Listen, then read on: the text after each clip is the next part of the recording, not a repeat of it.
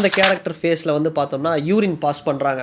So நான் first time Pariyerum Perumal படம் பார்த்ததுக்கப்புறம் இப்படியெல்லாம் கூட நடக்குமா? காடு இருந்தால் பிடுங்கிப்பானுங்க, பணம் இருந்தாலும் பிடுங்கிப்பானுங்க, படிப்பு கல்வியை மட்டும்தான்டா எடுத்துக்க முடியாது, நீ படி அப்படிங்கிற ஒரு கருத்து எல்லா மக்களுக்கும் ரீச் ஆச்சே. எனக்கு என்னென்னா இது மாதிரி படங்கள் எடுத்துருக்கூடாது. இந்த கட்டமைப்பு அப்படிங்கிறது இப்படியே தான் இருக்கணும். நந்தன் அப்படிங்கிறது யாருடைய படம்? சசிகுமார். சசிகுமார் அப்படிங்கிறவர் எந்த சமூகத்தை சேர்ந்தவர் அப்படிங்கிறத நான் இங்கே மென்ஷன் பண்ண போகிறதில்ல. ஆனால் ஒருத்தன் மேலே அடுத்து அடுத்து அடுத்து அந்த 4 வர்ண இது இருக்குது பார்த்தீங்களா? அப்படியே அந்த A class, B class, C class, D கிளாஸ்னு இது இப்படியே தான் இருக்கணும். ஸோ இதை வந்து எடுத்துடக்கூடாது. அப்போ எது மாதிரியான படங்கள் வந்து எடுக்கலாம்? இயக்குனர் கௌதம் வாசுதேவ் மேனன் அண்ட் இயக்குனர் பாலா இவங்கெல்லாம் ரீசெண்டாக ஒரு இன்டர்வியூவில் பேசியிருந்தாங்க. இந்த சாதி அப்படிங்கிற ஒரு விஷயம் வந்து இன்றைக்கி கிடையாது, அது அணைஞ்சிக்கிட்டு இருக்குது. அதை வந்து திரும்ப திரும்ப அதை ஒரு படமாக எடுத்து மேற்கொண்டு வந்து பிரச்சனையை வளர்க்குற மாதிரி சில பேர் பண்ணிகிட்ருக்குறாங்க அப்படிங்கிற மாதிரி சொன்னாங்க. உண்மையை சொல்லணும்னா இந்த வீடியோவில் நான் சொல்ல போகிற கருத்தை வந்து பார்த்துட்டு நீங்கள் என்ன நினைப்பீங்கன்னா, நிறைய பேர் கமெண்ட் செக்ஷனில் அசிங்கமாக கூட திட்ட போகிறீங்க அப்படிங்கிறது எனக்கு தெரிஞ்சிருச்சு. ஆனால் திட்டுங்க, தயவுசெய்து திட்டுங்க. நான் கமெண்ட் செக்ஷன்லாம் வந்து ஆஃப் பண்ணி வைக்க போகிறதில்ல. ஆனால் இந்த வீடியோவை ஃபுல்லாக பார்த்துட்டு நான் சொல்கிறது தப்பாக இருந்துச்சு அப்படின்னா தாராளமாக வந்து நீங்கள் திட்டுங்க. சரியாக இருந்துச்சு அப்படின்னா உங்களுடைய கருத்துக்களை வந்து போடுங்க. ஸோ என்ன நடந்தது அப்படின்னா, ரீசெண்டாக நிறைய இன்டர்வியூஸில் இயக்குனர் கௌதம் வாசுதேவ் மேனன் என்ன சொல்கிறாருன்னா, அந்த மாதிரி படங்கள் பண்ணுறது வந்து எனக்கு வந்து பிடிக்கல. ஸோ இந்த ட்ரெண்ட் என்ன பண்ணுறாங்க அப்படின்னா, இன்றைக்கி இல்லாத ஒரு விஷயத்தை 80களில் 90களில் நடந்த சில விஷயத்தை எடுத்துகிட்டு வந்து இன்றைக்கி அதை பண்ணுறாங்க. மக்களுக்கு வந்து அது மாதிரி படங்கள் வந்து பிடிக்கல அப்படிங்கிற மாதிரி சொல்கிறாரு. ஒன்றாச்சா? இன்னொரு பக்கம் இயக்குனர் பாலா, நீங்கள் ஏன் வந்து அது மாதிரி படங்கள் வந்து பண்ணலை, சாதி ரீதியான படங்கள் அப்படின்னா? அது ஏற்கனவே வந்து அது அணைஞ்சிருச்சு, அதை மேற்கொண்டு நான் வந்து அது மேலே வந்து எதையும் ஊற்ற விரும்பலை, அது அணைஞ்சிக்கிட்டு இருக்கு, அது இல்லை இப்போ அப்படிங்கிற மாதிரி தான் 2 பேருமே இல்லை அப்படிங்கிற மாதிரி தான் மேம்போக்காக ஒரு விஷயத்த சொல்லியிருக்கிறாங்க. ஸோ அவங்க ஓப்பனாக சொல்லலாம். இது யாரை சொல்கிறாங்க அப்படின்னா, ரஞ்சித், மாரி செல்வராஜ் இது மாதிரியான இயக்குனர்களை பார்த்து சொல்கிறாங்க அப்படின்னே வந்து எடுத்துப்போம். அப்படி தான் வந்து எடுத்துக்கணும், வேறு வழி இல்லை. ஏன்னா இன்றைக்கி இயக்குனர் வெற்றிமாறன் அவரும் வந்து இது மாதிரியான படங்கள் தான் பண்ணிகிட்ருக்கிறாரு. இன்றைக்கி விடுதலை 2 இருக்கட்டும், அசுரன்லேருந்து எல்லா படமும் இப்படி தான் பண்ணிகிட்ருக்கிறாரு. ஸோ இப்படி படங்கள் வர்றது வந்து என்னென்னா 80s 90ஸில் நடந்ததை வந்து இப்போ பண்ணிட்டாங்க, அதனால் வந்து அது ஒரு மாதிரி இருக்குது அப்படின்னு உங்கள் லாஜிக்லேயே நான் வரேன். ஓகேவா? எனக்கு 2 பேருமே, பாலா சாரும் சரி, கௌதம் மேனன் சாரும் சரி, 2 பேருமே என்னோடய ஃபேவரட் லிஸ்ட்டில் இருக்கக்கூடிய இயக்குனர்கள் தான்.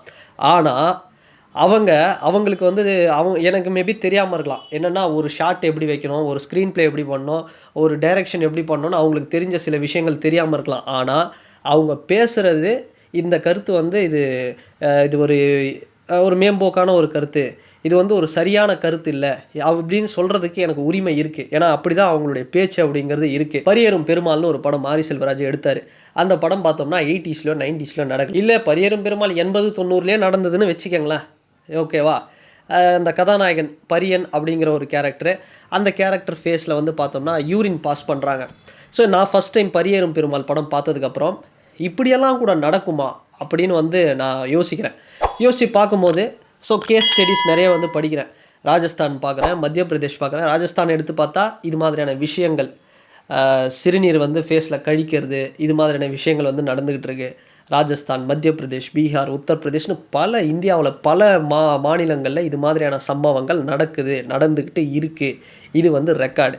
அப்போது ஒரு கலை ரீதியாக ஒரு சினிமா மூலமாக ஒரு இயக்குனர் வந்து சொல்கிறாரு அப்படின்னா அது பல பேருக்கு வந்து ரீச் ஆகுது.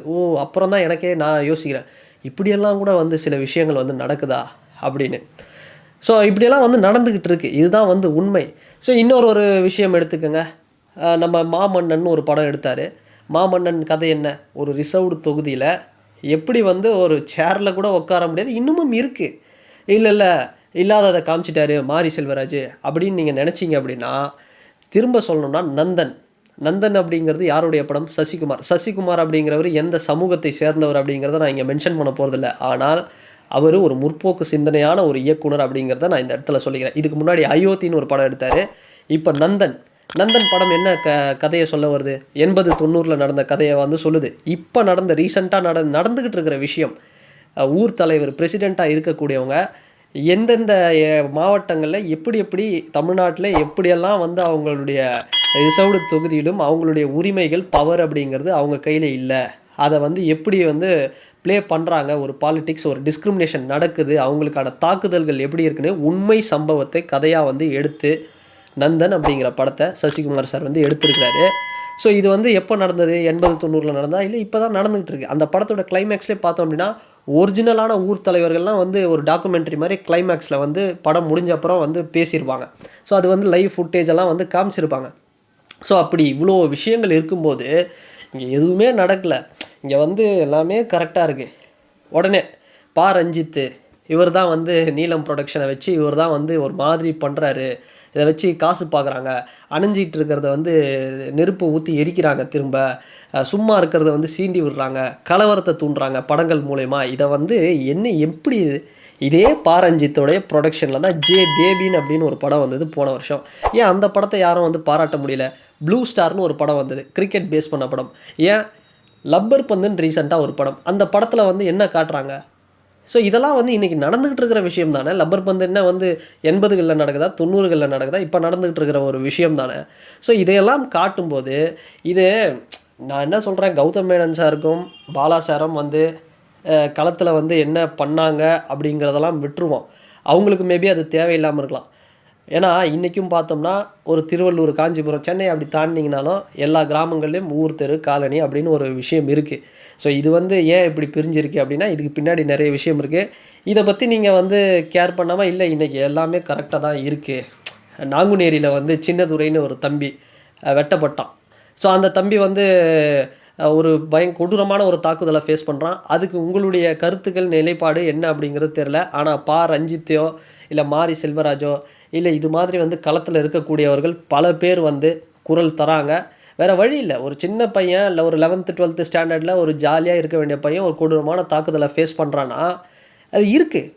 இது உடனே இந்த சாதிய வன்முறை, இந்த சாதிய ஏற்றத்தாழ்வு அப்படிங்கிறது இருக்குது, பாகுபாடுகள் இருக்குது. இருக்கிறதுனால தான் இப்படி நடக்குது.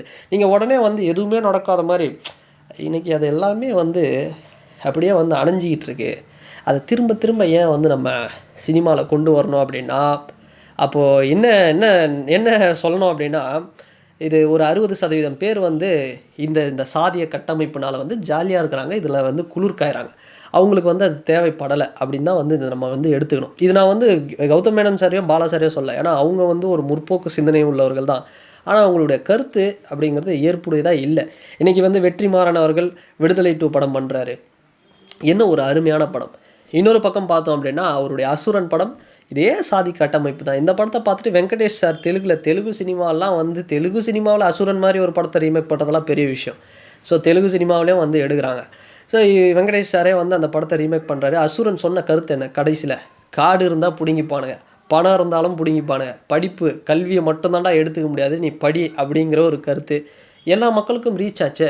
இன்றைக்கி என்னென்னா இது மாதிரி படங்கள் எடுத்துருக்கூடாது. இந்த கட்டமைப்பு அப்படிங்கிறது இப்படியே தான் இருக்கணும். ஒருத்தன் மேலே அடுத்து அடுத்து அடுத்து அந்த 4 வர்ண இது இருக்குது பார்த்தீங்களா, அப்படியே அந்த A class, B class, C class, D கிளாஸ்னு இது இப்படியே தான் இருக்கணும். ஸோ இதை வந்து எடுத்துடக்கூடாது. அப்போ எது மாதிரியான படங்கள் வந்து எடுக்கலாம்? மதகஜராஜா மாதிரி ஒரு படம் எடுக்கலாம். ஒரு 4 சாங்கை வச்சுருவோம். அந்த 4 சாங்கை ரசிக்கக்கூடிய அளவுக்கும் இருக்காது, கேட்குறதுக்கும் நல்லா இருக்காது. அந்த ஒரு 4 சாங்கை போயிட்டு படம் பிடிக்குதோ பிடிக்கலையோ 3 மணி நேரம் உட்காந்து பாரு.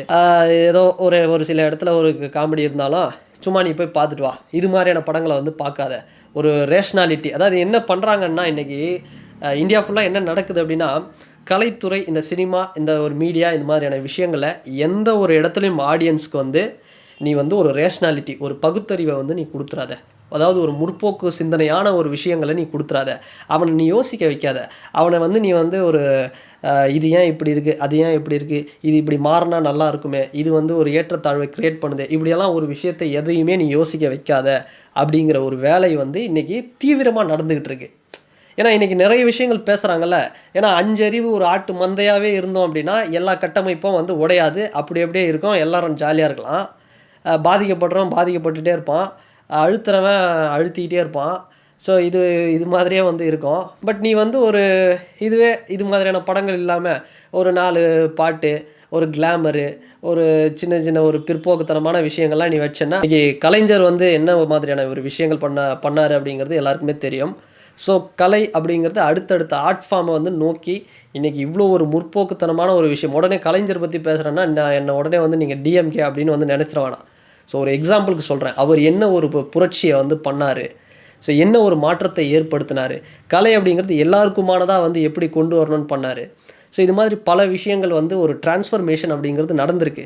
இந்த ரீசெண்ட் காலகட்டத்தில் ரஞ்சித் போன்ற இயக்குனர்கள் தான் இந்த டிரான்ஸ்ஃபர்மேஷனை கொண்டு வந்திருக்காரு. ரஞ்சித்துக்கு முன்னாடி வெற்றிமாறன் சார் வந்து அசுரன் பண்ணலை, அதுக்கப்புறம் தான் பண்ணுறாரு. ஓகே, இது மாதிரியான ஒரு ஸ்கிரிப்ட் தேவைப்படுது அப்படிங்கிறதுக்காக இன்றைக்கி பண்ணுறாரு. இன்றைக்கி நந்தன் பண்ணுறாரு, சசிகுமார் சார். இன்றைக்கி பல பேர் நாட் ஓன்லி ஷெட்யூல் கேஸ்ட்டை சேர்ந்தவங்களோ ஷெட்யூல் ட்ரைபை சேர்ந்தவங்களோ மட்டுமே வந்து படங்கள் வந்து இது மாதிரியான படங்கள் எடுக்கலை. இன்றைக்கி மிக்சட் ஆஃப் சொசைட்டியில் இருக்கக்கூடிய பல முற்போக்கு சிந்தனை உள்ளவர்கள் இந்த சாதி கட்டமைப்பு அப்படிங்கிறது தப்பு அப்படிங்கிற மாதிரி எடுத்து வந்து படம் எடுக்கிறாங்க. இது வந்து தப்பே இல்லையே. இதை வந்து என்னவோ வந்து பார்த்தோம்னா அது வந்து அணைஞ்சிக்கிட்டு இருக்குது, அது வந்து இன்றைக்கி இல்லை, அது வந்து இன்றைக்கி இல்லாத ஒரு விஷயத்தை நாம் ஏன் பேசணும், இதெல்லாம் வந்து வேண்டாம். அதுதான் சொல்கிறேனே, கௌதம் மேனன் சாருடைய அந்த ஒர்க்கு நான் நேரில் பார்த்துருக்கேன். கௌதம் மேனன் சாரை காலேஜில் படிக்கும்போது நேரில் பார்த்துருக்கேன். அவர் காலில் நான் விழுந்திருக்கேன். நான் இந்த இடத்துல சொல்கிறேன், எனக்கு அவ்வளோ பிடிக்கும். ஸோ காக்கா காக்கா படம் அவர் வந்து அந்த போலீஸ் மேலே வச்சுருக்கிற ஒரு மரியாதை, டிபார்ட்மெண்ட் மேலே அவ்வளோ பிடிக்கும் எனக்கு. பாலா சார் மாதிரியான ஒரு டிரெக்டர்லாம் வந்து கிடைக்கவே மாட்டாங்க இந்தியாவில். வந்து அவர் ஒரு ஜிம், அவரை வந்து போற்ற படலை இன்னும். ஸோ அவ்வளோ ஒரு நல்ல படம் பாலா சார் மேலே வந்து நான் அவ்வளோ ஒரு மரியாதை இருக்குது. டெத்து, நிறைய விஷயங்கள், இந்த நான் கடவுள் மாதிரியான விஷயங்கள்லாம் ஒரு சூப்பரான ஒரு படம். ஸோ அப்படிப்பட்ட பாலா சாரும் கௌதம் மேனன் சாரும் வந்து இப்படி ஒரு கருத்து வைக்கிறது அப்படிங்கிறது நிச்சயமாக வந்து வருத்தப்பட வேண்டிய ஒரு விஷயம் அப்படின்னு தான் சொல்லணும். ஸோ இந்த வீடியோ பற்றின உங்களுடைய கருத்துக்கள் என்ன அப்படிங்கிறது இந்த கமெண்ட் செக்ஷனில் பதிவிடுங்க. ஸோ இதுலேயும் வந்து நான் பேசுனது வந்து பார்த்தோம் அப்படின்னா நீங்கள் வந்து தப்புன்னு நினைக்கலாம், இல்லை வந்து இது சரின்னு நினைக்கலாம். பட் எதுவாக இருந்தாலும் உங்களுடைய கருத்துக்களை வந்து பதிவிடுங்க. பட் கௌதம் மேனன் சாரும் பாலா சாரும் பேசியது அது ஏற்புடையதான ஒரு கருத்து இல்லை. அதை வந்து ஒரு பிற்போக்கு அப்படிங்கிறத ஒரு மேம்போக்காக அவங்க பேசியிருக்காங்க அப்படின்னு தான் வந்து சொல்லணும். ஸோ உங்களுடைய கருத்துக்களை இந்த கமெண்ட் செக்ஷனில் பதிவிடுங்க. வேறு ஒரு வீடியோவில் வேறு ஒரு கான்டென்ட்டில் நான் உங்களை பார்க்குறேன். பாய்.